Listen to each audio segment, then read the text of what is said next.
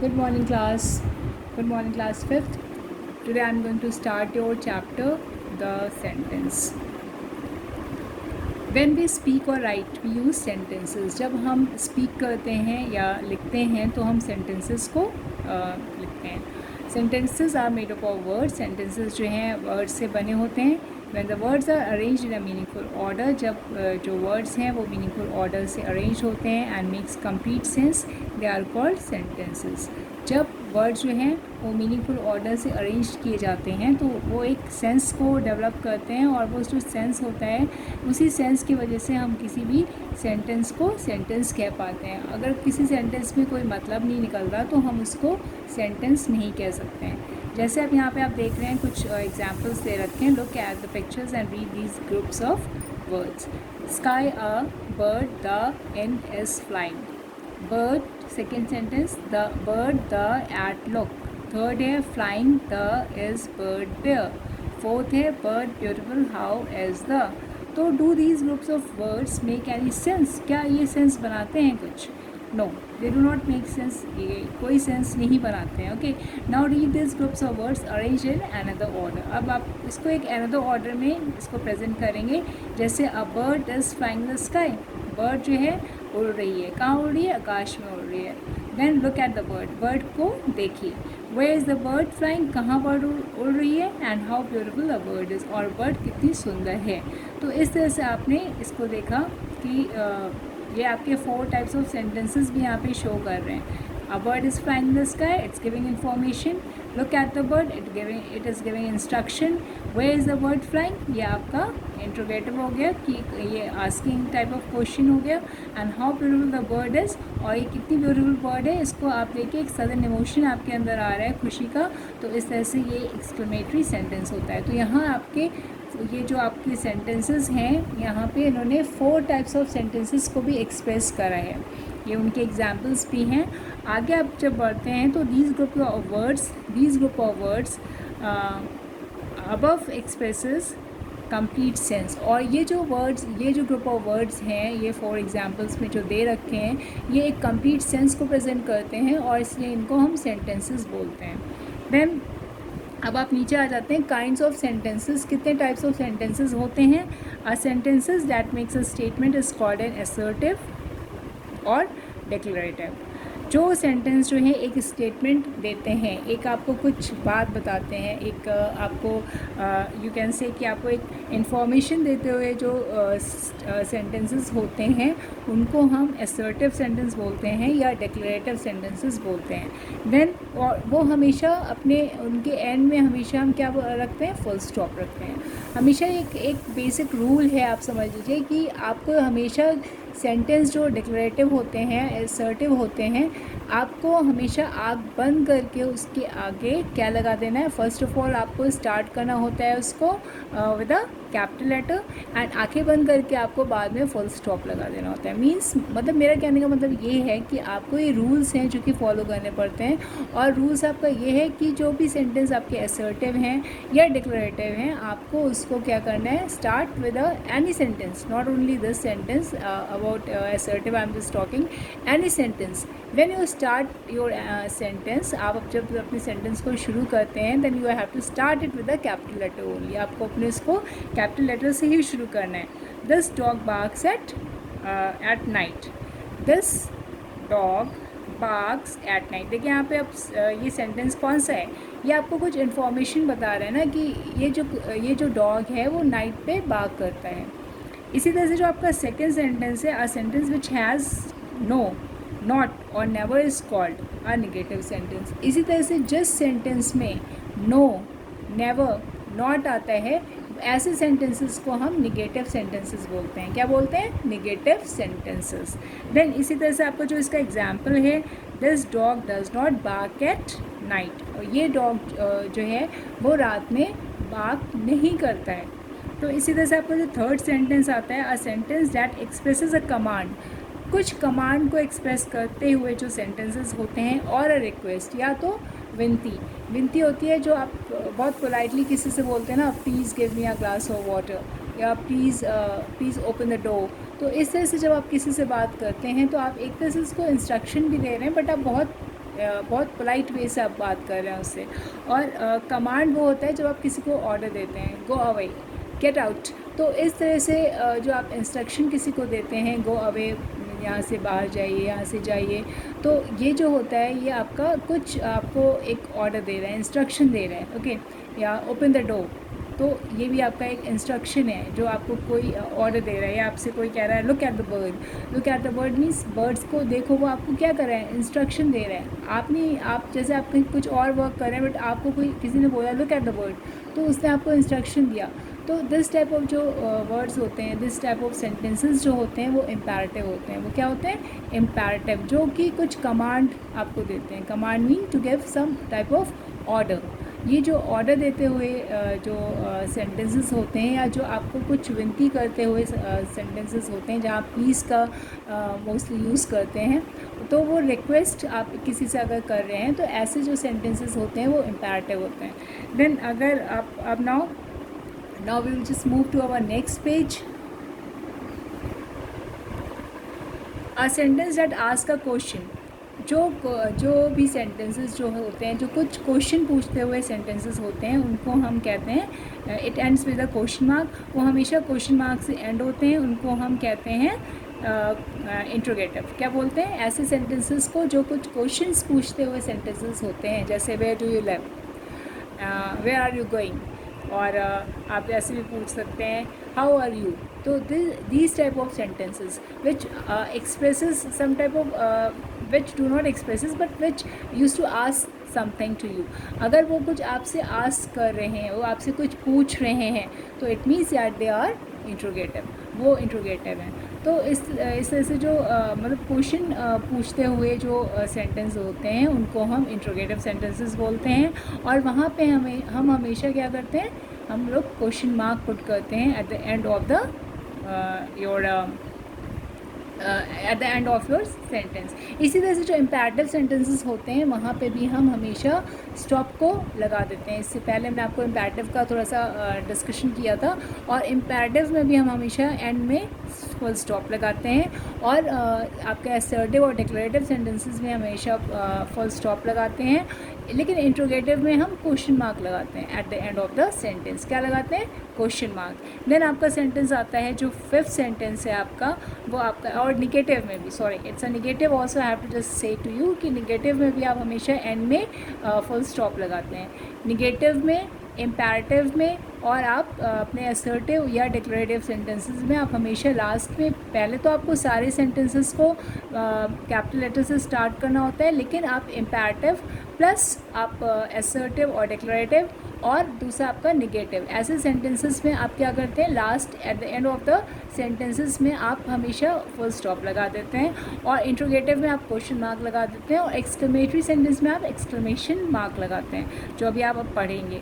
A sentence that expresses a strong feeling is called an exclamatory sentence. It ends with an exclamation mark। और देख लीजिए कि exclamation mark से ही ये sentences end होते हैं हमेशा। और ये क्या करते हैं, ये ऐसे टाइप ऑफ जो sentences हैं, जो इस टाइप की जो sentences हैं, exclamatory sentences, वो हमेशा एक sudden emotions को मतलब sudden emotions के थ्रू आपकी ये emotions को express करते हैं। जैसे sudden emotions जो होता है वो आपके पास एकदम से आ जाता है, ये हमेशा आपके अंदर होता है, in the mind, in the heart, in the, मतलब ये इमोशंस होते हैं। इमोशंस आपके भाव होते हैं। भाव होते हैं वो हमेशा हमारे अंदर होते हैं, लेकिन जब कोई स्थिति उसके सामने वैसी आ जाती है, जो सारे भाव हमारे अंदर हैं, हमारे अंदर दुख वाले भाव भी हैं, हमारे अंदर खुशी वाले भाव भी अंदर होते हैं, दुख वाले भाव भी होते हैं, सरप्राइज वाले भी होते हैं, और मतलब जो डिफरेंट टाइप ऑफ फीलिंग्स जो होती हैं वो सब हमारे अंदर होती हैं। तो जब आप कोई सिचुएशन देखते हैं जो आपके मतलब आपके सामने अगर बहुत खुशी का माहौल है, तो क्या होता है, आपका सामने जो आपके अंदर जो भाव आते हैं वो खुशी के आते हैं, तो आप उस समय एक्सप्रेस करते हैं सडन इमोशन, मतलब एकदम से अचानक से आई हुई खुशी जो आपकी होती है।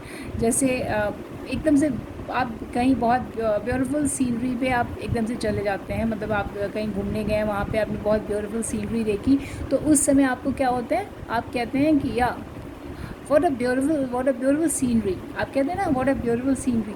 तो इस तरह से आप मतलब भाव से भर जाते हैं जब आप कुछ बहुत अच्छा चीज़ देखते हैं और बहुत खुश हो जाते हैं, तो आप ये कहते हैं how what a beautiful scenery.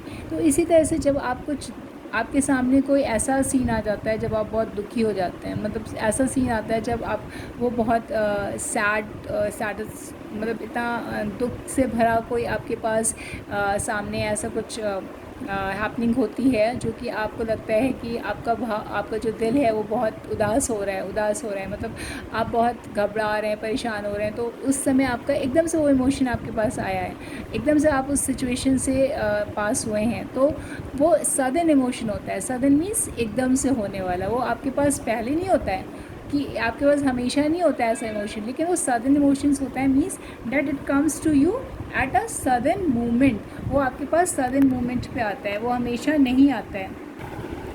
वो आपके पास सडन इमोशंस आते हैं, हमेशा नहीं आते हैं, तो इस वजह से हम इनको सडन इमोशंस बोलते हैं। और ये आई थिंक कि आपको ये पॉइंट क्लियर हो गया होगा कि जब कोई भी भाव आपके सिचुएशंस सामने जो सिचुएशन है उस वो भाव एकदम से उठ जाता है, वो इस वजह से हम उसको बहुत उसी समय उठता है जब आप वो जब आपके पास वो हैपनिंग पास होती है, तभी वो इमोशंस आपके अंदर उठते हैं।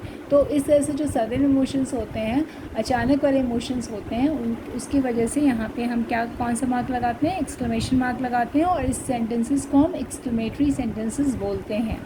तो अब आपका आगे एक्सरसाइज शुरू हो जाती है। Rearrange the words given below to make meaningful sentences now. The shine sun sky the in, the sun shines in the sky. Then home go home now. Then ice cream and eating a girl is eating an ice cream. Sun earth round moves the earth moves round the sun. Lights festival is the Diwali is the festival of lights. Bird builds trees nest in their bird built their nest in trees. Glass the broke who broke the glass. House yours is where is your house. Every day my mother reads the Gita every day. Water drank I from a glass. I drank water from a glass. तो इस तरह से आपका जो ये 10th sentence है यहाँ पे कंप्लीट होते हैं। और आपको इस चीज़ का इन सेंटेंसेस में ध्यान रखना है कि आपको जो आपका स्टार्टिंग ऑफ द लेटर है वो हमेशा कैपिटल से लिखना है। और अकॉर्डिंग टू आपका जो सेंटेंस है, जैसे आपने अभी 4-5 टाइप ऑफ सेंटेंसेस पढ़े हैं, जिसमें मैंने अभी आपको इंस्ट्रक्शंस भी बताए थे कि कहाँ आपको कौन सा मार्क यूज़ करना है, उसके अकॉर्डिंग आपको इनमें मार्क्स को यूज़ कर देना है। जैसे आपका जो पहला ये तो आपके जो जैसे आपका 7th और 8th सेंटेंस है वो आपके ग्लास द ब्रोक हु या हाउस योर्स इज़ वेयर, तो ये आपके इंट्रोगेटिव सेंटेंस हैं, आपको पता है। देन आपका जो यहाँ पे जितने भी आपके सेंटेंस हैं सब home go now, ice cream and eating a girl is, यहाँ पे जितने भी आपके हैं वो सब इम्पैरेटिव और यू कैन से असर्टिव और सारे आपके इसी टाइप के imperative, negative and all that. यहाँ पे कोई आपका एक्सक्लेमेटरी सेंटेंस नहीं है। Okay, then just leave, then come to the second part now of the exercise now. Rewrite these sentences using the correct punctuations mark and capital letters. यहाँ पे आपको क्या करना है, पंक्चुएशन मार्क्स को लगाना है और कैपिटल लेटर्स को लगाना है। आपने पहले तो आपने जो आपने रीअरेंज करा था वहाँ पे तो आपके सारे जो थे वो सिंपल इन द सेंस कि उसमें सारा एक तो इंट्रोगेटिव सेंटेंसेस थे, दूसरे आपके असर्टिव सेंटेंसेस थे। अब यहाँ पे आप क्या करेंगे, यहाँ पे आप देखेंगे आपको डिफरेंट टाइप ऑफ सेंटेंसेस दे रखे हैं, जो आपने 5 टाइप ऑफ सेंटेंसेस पढ़े हैं और इसमें आपको उनके मार्क्स भी लगाने हैं। ओके, जैसे वेयर इज़ माई बुक, तो आपने वेयर लिखा, वेयर को आपने यहाँ पे इसको चेंज करा, वेयर का W आपने चेंज करा, देन आपने बाद में इसमें क्वेश्चन मार्क को जोड़ा। देन देखिए how beautiful the roses, how beautiful the roses, तो आपने क्या करा इसमें, हाउ ब्यूटीफुल द रोजेज़ में आपने एक्सक्लेमेशन मार्क को जोड़ दिया। Then please come home with me, अब ये आपका कौन सा सेंटेंस हो गया बताइए, please come home with me. यहाँ पे आपका रिक्वेस्ट वाला है, तो रिक्वेस्ट अगर कर रहे हैं तो कौन सा होता है आपका सेंटेंस, इम्पैरेटिव होता है।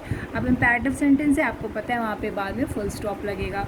Then I am not feeling well, ये it's only just information giving sentence. तो यहाँ पे आपका दिस इज़ ओनली असर्टिव, तो आप यहाँ पे बाद में स्टॉप करेंगे और फर्स्ट जो है अल्फ़ाबेट को आप कैपिटल, और वैसे भी आई जो होता है हमेशा कैपिटल लेटर में ही लिखा जाता है। Then I have lost my purse, I have lost my purse, this is also a assertive type of sentences, तो आप यहाँ पे simple put full stop there. Then I do not want to buy these shoes, again ये आपका negative sentence हो गया, because no not never जो होते हैं वो कौन से सेंटेंस होते हैं, निगेटिव होते हैं। यहाँ पे नॉट का यूज़ हो रहा है, इसलिए I do not want to buy shoes, buy these shoes, यहाँ पे आप बाद में फुल स्टॉप लगा देंगे।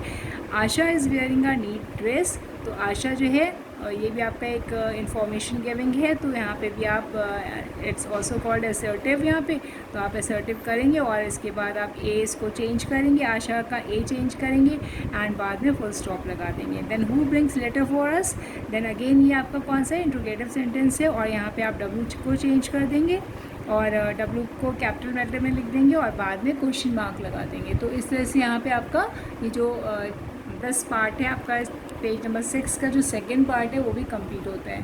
We will move now towards our 7th page. Now class 9 आपका जो सेंटेंस है, there are pictures on the wall, तो there are pictures on the wall, तो आपने टीज का चेंज करा और बाद में फुल स्टॉप को लगा दिया। Then collecting stamps is my hobby, इसमें आपने सी को कैपिटल में करा एंड बाद में आपने फुल स्टॉप लगा दिया। Then identify what kind of sentences these are, अब आपको इसमें क्या करना है, one is done for you, इसमें आपको आइडेंटिफाई करना है। अभी आपने 5 टाइप्स ऑफ सेंटेंसेस जो सीखे हैं उसको आपको इन्हीं सेंटेंसेस को आइडेंटिफाई मीन्स आपको पहचानना है उसको। आइडेंटिफिकेशन क्या होता है, to just recognize the person और द थिंग और एनी वन, तो आइडेंटिफिकेशन होता है और यहाँ पे आपको आइडेंटिफाई करना है, मतलब पहचानना है इन सेंटेंसेस को कि वो सेंटेंसेस कौन से सेंटेंसेस हैं, असर्टिव हैं कि इम्पेरेटिव हैं, कि वो निगेटिव हैं, कि वो एक्सक्लेमेटरी हैं, कि वो इंट्रोगेटिव है। ओके, तो इस तरह से आप इनको इन सारे सेंटेंसेस को पहचानेंगे एंड देन उनके सामने जो ब्लैंक लिखा है, जो ब्लैंक बना हुआ है उसमें आप उसको लिख देंगे। देन आपका जो पहला तो आप कर रखा गया है, that is already done, it has already been done for you.